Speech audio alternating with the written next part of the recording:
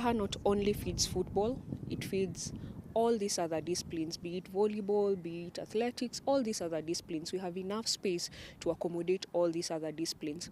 So maybe what we would urge the county government, and maybe time to urge them has come to an end, is that they need to do what is right before time really moves and give Afraha back to the sports people. Just as those who spoke before me have said, the annex there, which had been surveyed for affordable housing, which again is supposed to be a sports field, that was very wrong. But all said and done, we also need to give credit where it's due. After a few commotions here and there, we have seen at least something has been done. The field is now open. However, it cannot host any matches, high league matches, because it lacks a perimeter wall and all these security features it lacks. It lacks proper washrooms, all these things it lacks. But what we would like to say is that the county government needs to come back and come back very fast, because sports is such a big enabler. Sports gives people second chances in life. Sports gives people livelihoods. So they need to come back and embrace that and move as fast as possible and ensure that Afraha meets the standards that it should meet.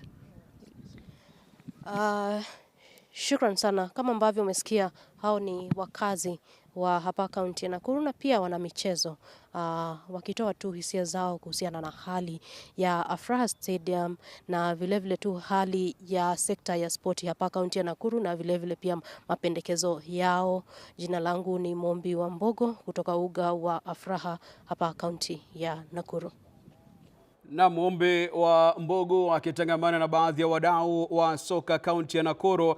Picha inaonekana nzuri, nyuma yake samawati katika eneo la kukimbilia kwa wanariadha, na pia kijani kimekolea katika eneo ambalo wachezaji soka na vile vile mchezo wa raga wanachezea. Lakini bila shaka changamoto ni nyingi. Natumai kwamba wadau husika ikiwemo kaunti ya Nakuru wamesikia kilio cha wadau wa kandanda na michezo kaunti ya Nakuru.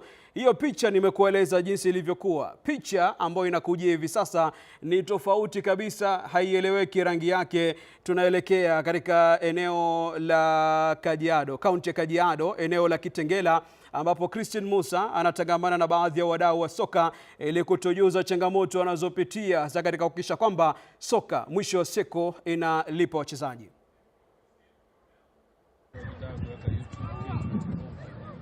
Naam, asante sana. Tunakujia kwako moja kwa moja kutoka uwanja wa kandanda hapa Kitengela. Ni uwanja ambao unafahamika kama Kitengela Roadblock, ambao ni uwanja wa ekari 5 hivi, ambao kawaida vijana hukutana kucheza mchezo wa soka.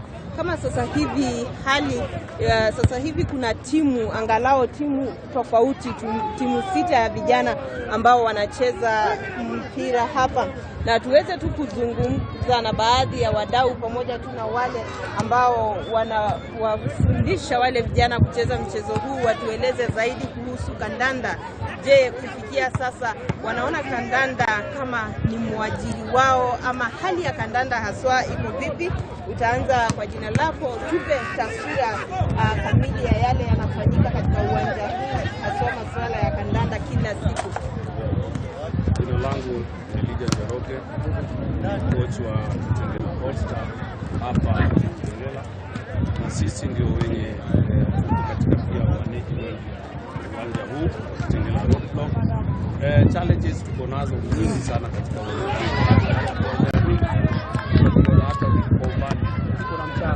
kiwanja ambacho kina ekari 5 na kinaweza kumiliki stadi hapa ambayo inaweza kuwa nzuri, kwa sababu sisi tuko karibu na Nairobi na tunaweza kucooperate pia timu zingine zikiwa hapa. Lakini ukiangalia kiwanja hiki utakuta kwamba kiwanja ambacho kiko katika hali mbaya, na utaona kwamba kiwanja hiki hakiwezi kuchezeka kwa sababu tuko na almost karibu timu 20 ambazo tunatumia kiwanja hiki kuanzia asubuhi hadi jioni. Na ukiangalia pia kiwanja hiki hakina hata choo. Ukiangalia vizuri kabisa hakuna choo. Unakuta kwamba wale watu ambao wako hapa. Utatuya radhi mtazamaji kwa itilafu ya sauti, lakini tutajaribu kuirekebisha. Endapo itakuwa sawa, basi tutarejea kwa Christian Musa ambaye anazungumza na wadau wa soka katika eneo la Kitengela, kaunti ya Kajiado. Tumeona hali ni tofauti, hali ni ya kusikitisha, jinsi uwanja ambao vipaji vinavyotarajiwa miaka inayokuja wanachezea soka, wananoa vipaji vyao vya kandanda, ndivyo hali ilivyo katika kaunti mbalimbali taifa la Kenya. Tutajaribu kuzungumza na wadau wa soka, wadau wa michezo, kutueleza ni kitu gani ambacho kinafaa kufanyika, mikakati inayofaa kuwekwa aidha na serikali, wizara ya michezo na vile vile wadau wa michezo nchini Kenya, kuhakikisha kwamba hali inabadilika, taswira inakuwa ya kuridhisha miaka inayokuja, ili wachezaji soka wawe wanaridhika wanapocheza soka, wanakuza vipaji vyao, miaka inayokuja wanawakilisha taifa, wanajiwakilisha wenyewe katika ngazi za juu kabisa tunapozungumzia mchezo wa kandanda. Hivi sasa turejee ama tuelekee katika kaunti ya Kakamega, ambapo kumbuka leo ni siku ya pili ya michezo ya shule za upili ambayo inaendelea kule, kuangalia nani ataibuka na ushindi wa kitaifa, nani atawakilisha Kenya katika mashindano ya Afrika Mashariki ambayo yataandaliwa baadaye mwezi Agosti. Na mwenzangu Caroline Nyekesa alipata nafasi ya alipata nafasi ya kuzungumza na baadhi ya wadau katika michezo ya shule za upili ili kuangalia ni kitu gani ambacho kinafanyika. Manake wanasema samaki mkunji angali mbichi, udongo upatilize ungali maji. Na katika michezo ya shule za upili tumeshuhudia mashabiki wakifurika ili kufuatilia vipaji. Mbali na mashabiki, wapo wadau wakiwemo wakufunzi ambao hujitokeza ili kuangalia vipaji wanavyoweza kunasa ili kuchezea timu hata ambazo zinashiriki katika ligi kuu ya kandanda nchini Kenya. Hizi hapa kauli za baadhi ya wadau hao. Kwa majina naitwa Jeff Mudembei, nikiwa FKF chairman Kakamega County, na mimi nina believe kwamba mpira inalipa na mpira inapatia vijana ajira, kwa sababu nimekuwa kwa hii industry ya football for the last 11 years nikiwa kama na manage team before nikuwe chairman, which is just 6 months ago, na I can assure you tunapata opportunities ya wachezaji kupata kazi kwa sababu ya mpira. Na ukiangalia saizi kwa structure yetu ya federation ya Kenya, tuko very keen sana kwa youth football, kwa sababu tunaamini kwamba tukianza kujenga watoto wakiwa pale chini ndio watapata kazi vizuri na wataenda mbali. For example, ukiangalia in the world the most paid person ni footballer, ni talent. Mbona sisi Kenya talent yao, lakini tunaona bado ni kidogo. Tunataka tuwanache kutoka hapo chini, tuwakuze vizuri, wakifika pale juu by the time wanafika 19 to 20 years waende walipwe. Unaona tuko na huyu player wa St Anthony analipwa saizi aliko Spain. It's out of talent. Juzi tumekuwa kwa matanga ya mama ya Mariga. That family is rich. Si ati kwa sababu walisoma, because of sports. So sisi tuna encourage wazazi na players, ukiwa na mtoto kwako mwenye anaweza kuwa na talent, jameni tuwa support, tushirikishe federation pamoja, tuungane, tusaidia watoto, because Kenya hii hakuna ajira. Tunataka talent ya watoto wetu iweze kuwalipa. Na hiyo ndio kitu tuna work sana kama federation, tuhakikishe kwamba we also get rich na kutumia talents. Brazil is the richest country as far as sports is concerned. Kwa nini? Talent tu, sio ati ni biashara. Na vile vile Kenya tuko na talents mingi, ni venye hatuko tumezitap mapema. Currently we are tapping the talents, na tunataka hizo talents zisaidie watoto wetu ili pia wakuze area zetu. Majina ni Amos Wanda, coach wa St Joseph's. Talanta kwanza ningeanza na kusema kuwa zipo Kenya, na sisi tunajikaza kwa uwezo wetu tuzi-scout na tukuje tuzi-nache.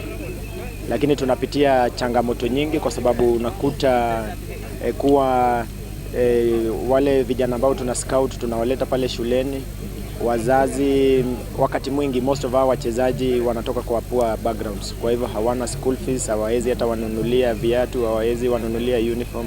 Kwa hivyo tuna changamoto kama hizo. Lazima tuchukue mtoto tumnunulie uniform, tumnunulie viatu vya kucheza mpira, tumnunulie vitabu na tumlipie school fees. Changamoto kama hizo pia tunazo. Alafu pia kwa upande wa talents zenyewe, maybe tunawaleta tukiwa scout pale, tukiwaweka pale scouts hawawaangalii kwa ukaribu, kwa sababu wanaamini kuna majina yamekuwa pale makubwa, kwa hivyo wanaenda na yale majina tu. Kama sisi kwa mfano wanafikiria jamaa walibahatisha tu mwaka jana, kwa hivyo hawana haja ya kuja kuangalia. Kwa mfano ukiangalia timu za taifa hizi za vijana wadogo, hatujakuwa na wachezaji pale kwa sababu no one pays attention kwa hawa jamaa wageni wanatoka kijijini na maybe wanabahatisha, ila hali tuko na talents na tumeprove mwaka huu kuwa tuko na talents. Kuhusu talents kulipa, nimeona nchi zingine talents zikilipa, lakini hapa Kenya nimekuwa nikisema ukweli, huwezi kuwa sure kuwa huyu kijana wangu nimemzana naona na talent ya ball, kwa hivyo atakulia kwa ball. Huwezi jua ni kitu gani ita happen hapo katikati. Ukiangalia timu zetu kama zile zimekuwa zikishinda mashindano ama zile zimekuwa zikicheza vizuri ama hata academies, wale wame make it through to senior levels ni wachache sana. Yeah. Kwa mfano tukiangalia teams zenye zimekuwa zikiwin kama Green Commandos na St. Anthony's in the past, sio vijana wote wana transition into professional football, na hata wakitransition into professional football unakuta vile vilabu havina pesa za kuwalipa. Kwa hivyo in conclusion naweza sema talent hapa Kenya bado hatujai commercialize ifikie level ya kulipa. Utaanza tu kwa jina na uweze kutueleza wewe kama shabiki wa mpira, je, unahisi vipi kuhusu wakati ule watu walikuwa wanacheza mpira wa hapo zamani, wakati ya kina Joe Kadenge, kina Joe Serenge, ukilinganishwa na hivi sasa? Okay, kwa majina mimi naitwa Joseph Koech, natoka Bonde la Ufa, Saidi county ya Trans Nzoia. So nikiwa fan mkubwa wa shule ya upili ya St. Joseph. So umeniuliza kuwa ukikombea football wakati wa kitambo na sasa. Wakati wa sasa kuna improvement kubwa. Utaona kama kuna timu kama Highway ni timu ya mjini ambayo imecheza na klabu nyingi, na unaona inakabwa na shule ya upili ya St. Joseph. So kuna improvement.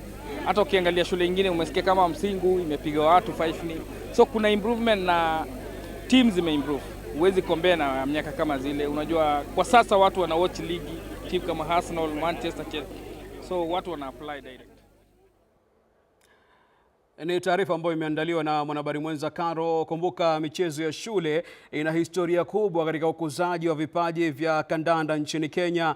Historia ambayo inaenda miaka na mikaka iliyopita. Kumbuka Dennis Oliech, mshambuliaji wa zamani wa timu ya taifa Harambee Stars, anahusishwa na shule ya upili ya Kakamega. Namzungumzia Victor Mugubi Wanyama pamoja na kakake McDonald Mariga, wote wakiwa wamechezea shule ya Kamkunji. Na vile vile nahodha wa zamani wa Harambee Stars Otero ama Musa Otieno alichezea shule ya Ufafa Jericho. Baadhi tu ya wachezaji ambao vipaji vyao vilitambulika kunolewa kutoka katika shule za upili. Kwa hiyo ni mahali ambapo endapo serikali, wizara ya michezo na wadau husika watanasa vizuri, basi huenda tukashuhudia vipaji ambavyo vitashamiri katika miaka inayokuja. Hivi punde kabisa ni mshambuliaji Kibet ambaye alijiunga na klabu ya Celta Vigo. Ni juzi tu tulimshuhudia akishiriki katika michezo ya shule za upili. Hivi sasa anacheza nchini Uhispania, klabu ya Celta Vigo. Ingawa ni timu ya chini anayochezea, miaka inayokuja ana nafasi nzuri sana kupandishwa daraja na kumuona katika ligi kuu ya soka nchini Hispania almaarufu La Liga. Hivi sasa tuelekee kaunti ya Uasin Gishu mjini Eldoret, ambapo mwenzangu Timothy Simwa pia anapata nafasi ya kuzungumza na baadhi ya wadau wa kandanda ili kupata jawabu la swali, je, soka inalipa, na kama hailipi italipa lini?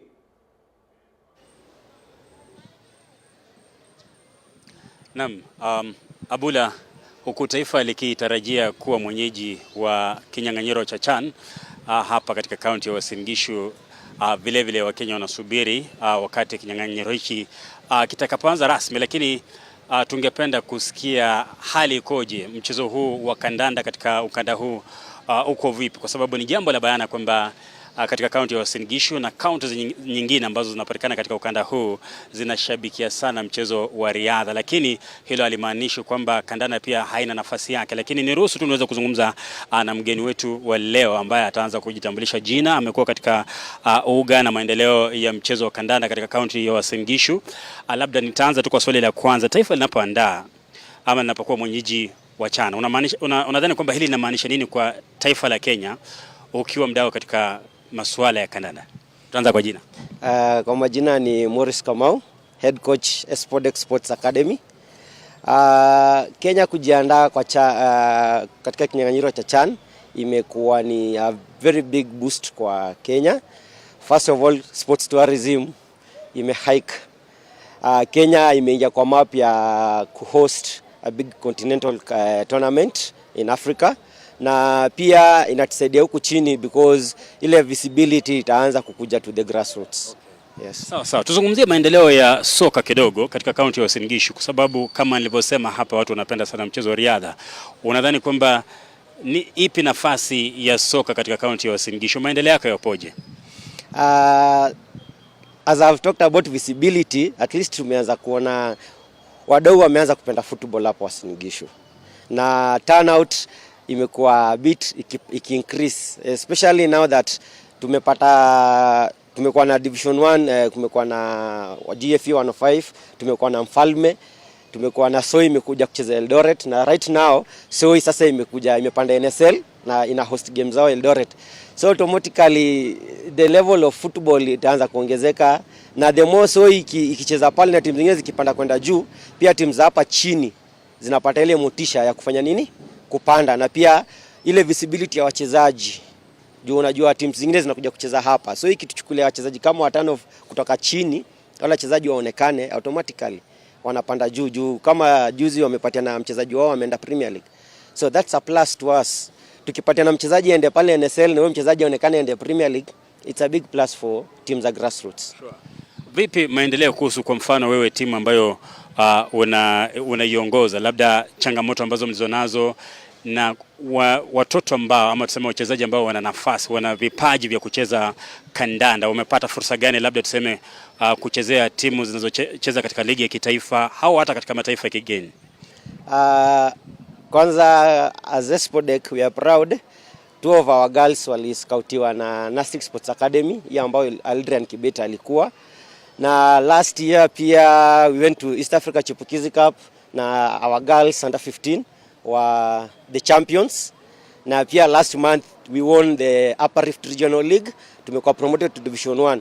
So such things zinapatia wachezaji wa grassroots motisha. Ukiangalia kama sisi during our games tukiwa regional tunachezesha mpaka mtoto wa 10 years. So ule mtoto unajua automatically ile excitement inaingia na inakuwa motisha kwa watoto wengine, wakiona mwenzao mdogo anaweza cheza football pia anapata ile chance. Na nikiongelea pia upande wa men, ukiangalia kama captain wa Shabana ni kijana hapa mtaani Jojo Nyango.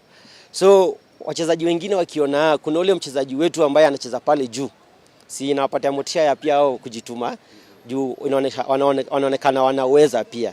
Yeah. Na football tusiangalie football as a hobby. Right now football is a career. It's a multi-billion business. Ukiangalia for example kama Olunga, the amount of money that Olunga earns monthly, hata president wetu earn. So it's something that unaweza chukua kama career. It's not only a talent but ni career.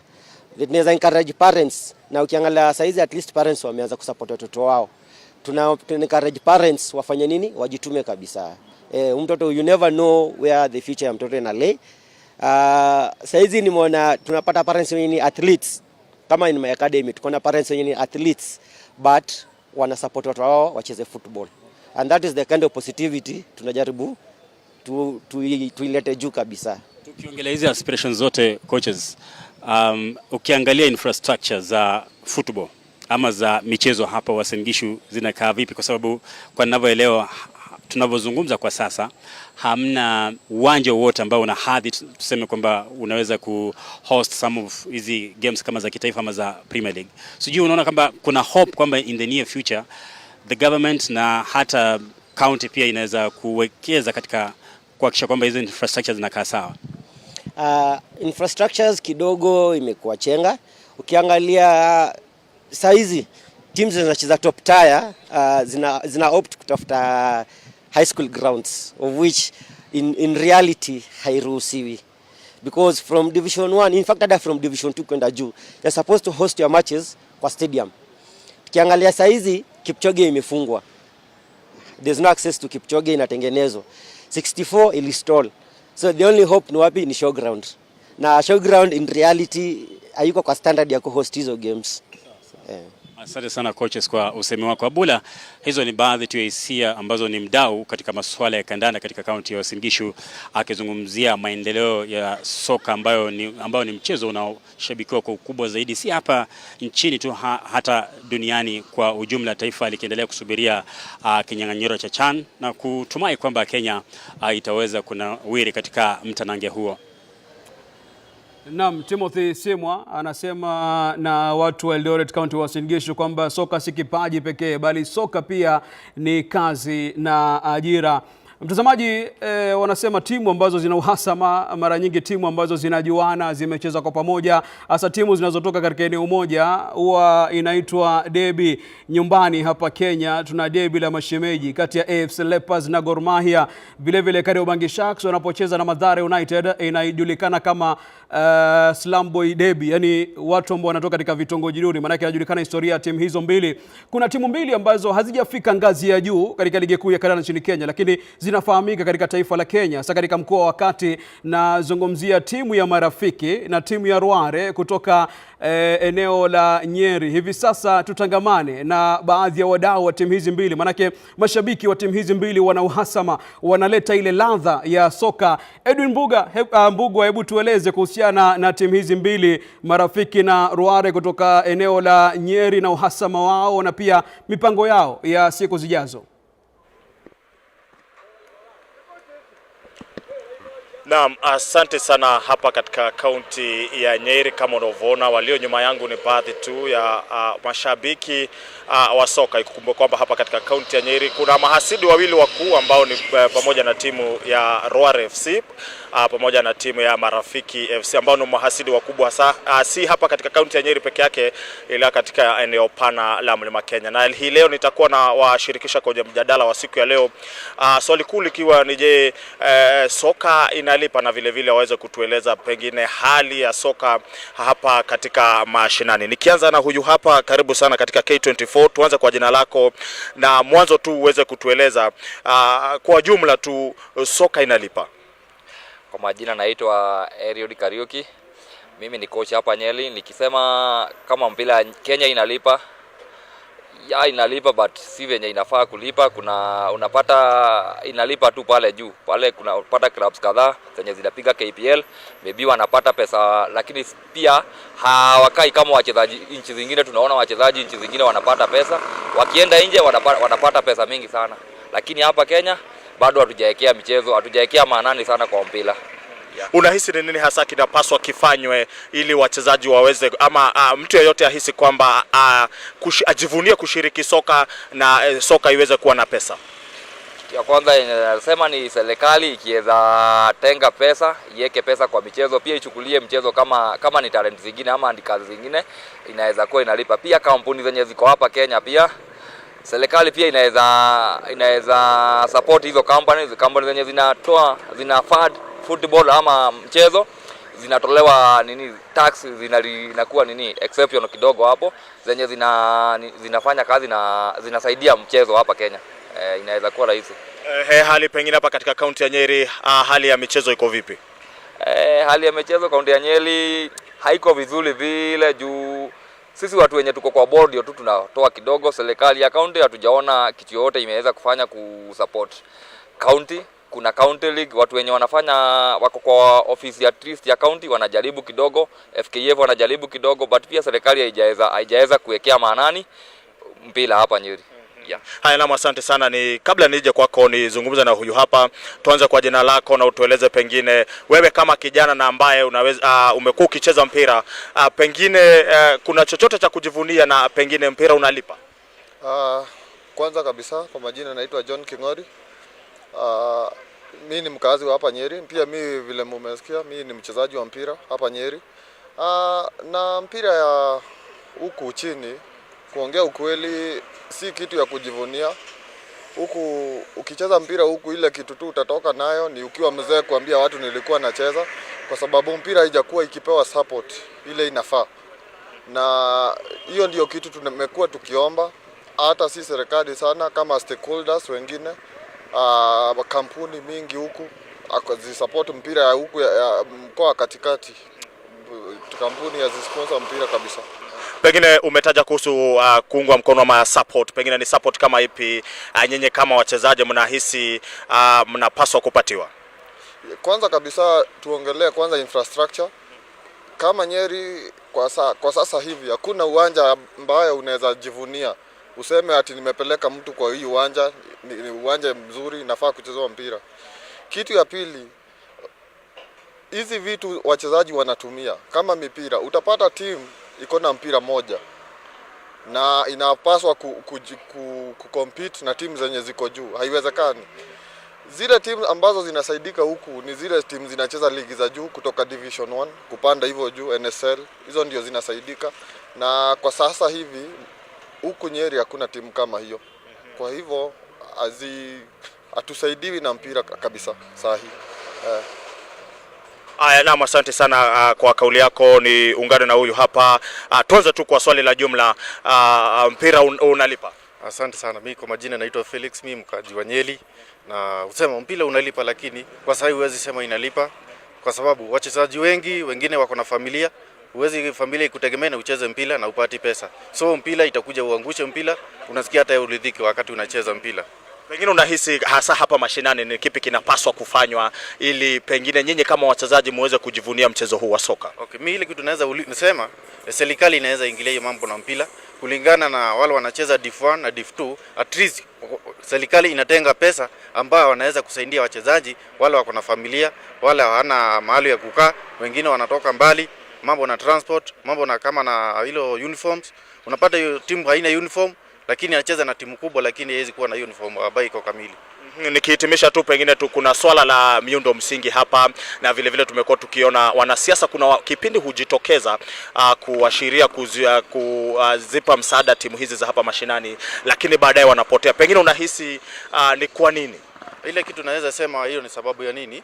Okay, management ya team ndio inapaswa iwe inashikana na kama governor, MCS wanashikana, at least wanashika timu kama 5 ya county wanasaidia. Na hiyo ndio naweza sema mpira hasa hii hailipi. Haya, kwa kauli ya huyu tu kwa ufupi tu pengine tueleze tu kwa jumla kwa kauli yako, mpira unalipa? Asante sana. Kwa majina ni Felix Isaac. Mpira unalipa, lakini unajua nitaunga kauli kama vile wenzetu wamesema. Mpira unalipa, lakini sana sana tunacheza, lakini tumezoea kuona watu wa juu ndio wanalipwa. Pengine hata tuko na mashida, unaona ukienda kucheza umeacha familia, ni vigumu kutunza familia na halafu uende ukikosa uwanja, hiyo ni shida, mnakuwa na shida na team manager. Sasa hiyo ndio mashida tuko nazo, ndio mambo kama na hiyo. Haya, naam, asante sana Abula. Kama ulivyosikia ni kauli tu za baadhi ya wachezaji ama washikadau katika sekta hii wakiweza kusema kwamba ndio mpira unalipa, lakini kuna mengi ambayo wanapaswa kufanya. Kutoka hapa katika kaunti ya Nyeri moja kwa moja tuelekee kwa mwenzangu katika kaunti ya Mombasa. Shukrani sana Mbugua, ukiwa kaunti ya Nyeri. Tuko katika kaunti, tutakuwa tuna wadau ambao wanaweza kuleta mchakato mzima kuhusu masuala mazima ya mpira. Itakumbuka kwamba weekend tutakuwa tunaweza kuanzisha michuano ile ya CHAN katika kaunti ya Mombasa. Pengine ilikuwa inakisiwa kwamba huenda ingeweza kufika katika kaunti hii, lakini kwa sababu tu isizoweza kuepukika masuala mazima ya viwanja na vile vile pia masuala kadha wa kadha ya kuhusu mchuano mzima wa CHAN pamoja pia na viwango vya viwanja kaunti ya Mombasa vinaweza kutiliwa shaka. Hivyo basi mchuano huu basi kuweza kuelekezwa katika kaunti ile ya Nairobi pekee, lakini wadau hapa si wako na furaha kutokamana basi na matukio haya. Pengine tuweze kusikia tusemi zao, wanasemaje kutokamana na matukio hawa, ombi lao ni gani kutokamana basi na serikali, kutokamana basi na swala zima la viwanja kaunti ya Mombasa. Pengine tutaweza kuanza na mzee wangu hapa. Jina lako, waitwa nani, na tuambie tufika michuano ya CHAN imeweza kufika lakini Mombasa bado haijafika. Pengine unaona kwamba ina athari zipi katika kaunti ya Mombasa? Asante sana. Kwa majina naitwa Alamin Ahmed Abdullah, mimi ndo currently FKF chairman. And I think jambo la kwanza mwanzo tutashukuru kwa CHAN zimekuja katika nchi yetu Republic of Kenya. Kitu cha kuhuzunisha tu ni kuwa haziko Mombasa, kwa sababu wanzilishi wenyewe wa mpira hapa Kenya I think ulianza Mombasa, na stadium ya kwanza kujengwa Kenya I think ni Mombasa, ambayo ilikuwa ni Mombasa Stadium. Kwa hivyo ni kitu ya kuhuzunisha sana ni kuwa hatuko sisi kama Mombasa kuwa ni part and parcel of hizi CHAN ambazo zinazoendelea.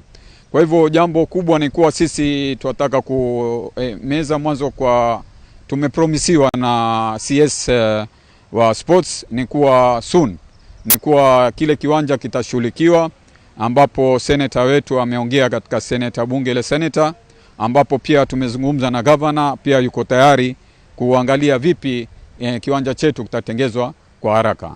Na mkiangalia utepetevu katika kutotengenezwa kushughulikiwa kiwanja hiki, unaona kwamba kumeweza kuletea athari gani katika mpango wa mpira?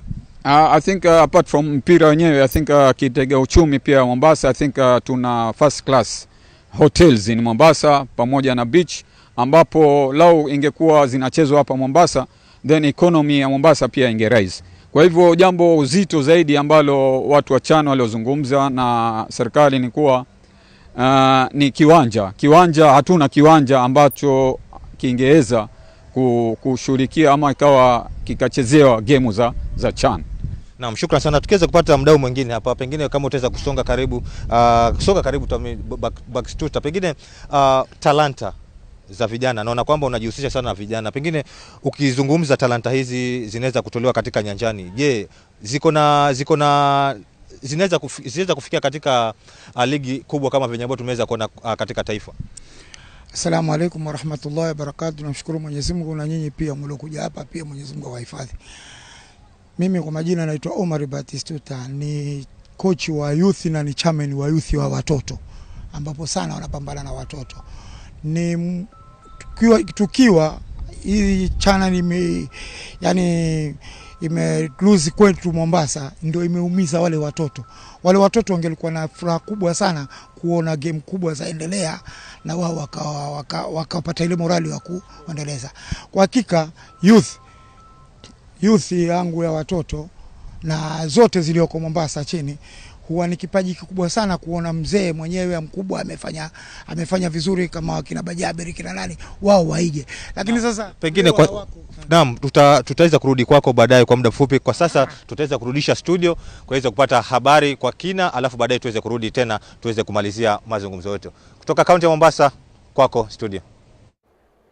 Asante sana Fred Kai, tutarejea kwake baadaye ili kusikiza kauli za wadau wa soka kutoka kaunti ya Mombasa, mkoa wa Pwani. Manake umekuwa pia nguzo muhimu, na Pwani imekuwa chimbuko la wachezaji soka ambao wengine wamewahi kucheza soka, kuiwakilisha timu ya taifa soka Harambee Stars, na vile vile kuchezea vilabu ughaibuni. Ndio mwanzo tu mkoko na alika maua. Tunazungumzia kuhusiana na uwezekano wa soka nchini Kenya kuwa ndio ajira kama ilivyo katika michezo mbalimbali, hasa kwa wachezaji ambao kila siku wanakuza vipaji vyao. Je, ni lini ambapo watakaa chini waridhike na mfuko wao, wakati ambapo soka itakuwa imewaingizia hela kama inavyoshuhudiwa katika mataifa yaliyoendelea hasa katika bara Ulaya?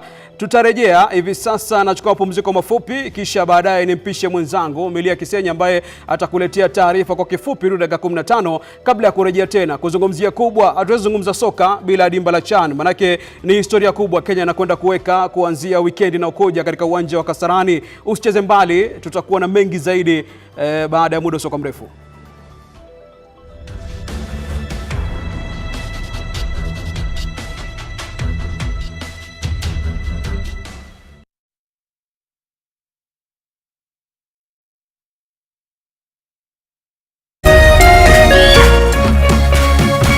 Kameme TV, muthegi wa ruriri.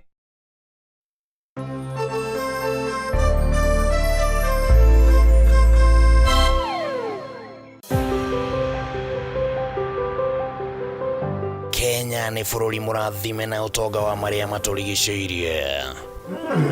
No ciĩko cia andũ magĩetha mĩaramano nĩguo kwagĩrithia mĩtũrĩre yao nĩ ĩmwe ya mĩhĩnga mĩnene ĩrĩa ĩkoretwo ĩgĩthũkangia ũtonga ũyũ. Tũhandaga mweri wa 10 kuma mweri 15 mbura ĩkoragwo yurĩte, no thaa ici gũtirĩ mbura. Rĩu na tũgakinya bandũ tũkeuria atĩrĩrĩ, kana mama mwathani nĩ kanga yũrakarĩte nĩ ithuĩ.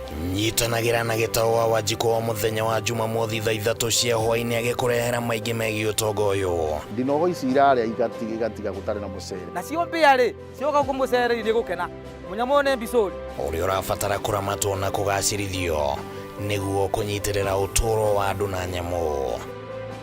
Nĩ gũkũ gwa Kameme TV, muthegi wa rũrĩrĩ.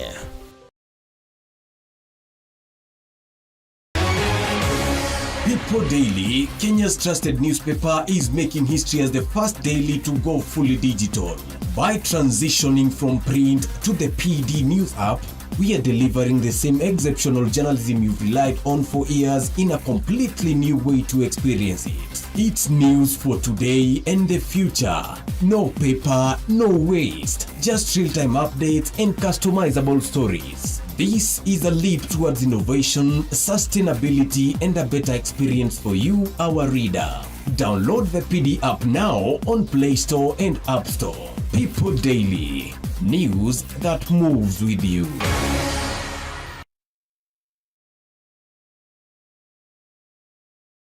Get ready for a holiday full of non-stop adventures with StarTimes. Recharge your subscription for 2 months and get upgraded to the next bouquet. What do you say to that? Laugh out loud with Bluey on CBeebies. Battle alongside Armor Hero Hunter on ST Tunes. Team up with the Teen Titans on Toonami. Fly high with Super Wings on ST Kids Plus. Power up with the Powerpuff Girls on Boing. Zoom out with Robocar Polly on Jim Jam. Discover fairy tale magic at Regal Academy on Da Vinci Kids. Recharge your subscription for 2 months and get upgraded to the